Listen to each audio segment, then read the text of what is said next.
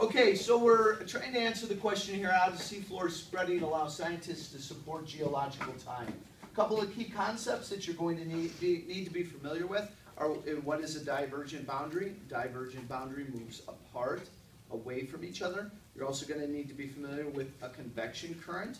Convection currents exist in the mesosphere. They are convections of hot magma that move up and down based on the convection principle. And then as well, you're going to have this setting. They're almost always under oceanic plates. I imagine they could be non-oceanic, example Iceland. But you have two oceanic plates moving in opposite directions.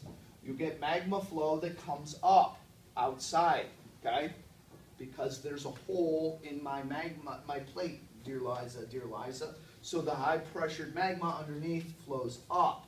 So blown up view, how does this affect magnetic reversal? Well, and geological time is dependent on the time frame. The magnetic poles shift based on our iron core over time.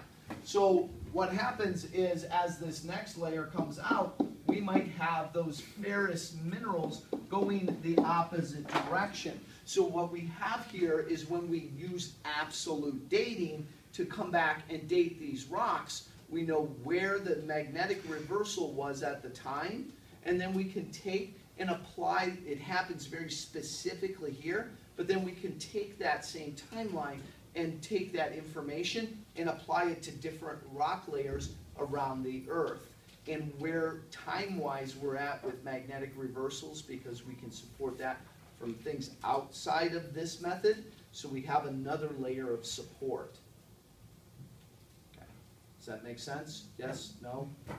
So it's all about these little ferrous minerals going one direction or the other, and that'll tell us the alignment with the poles at that point in time and allow us to take that information and apply it outside of there.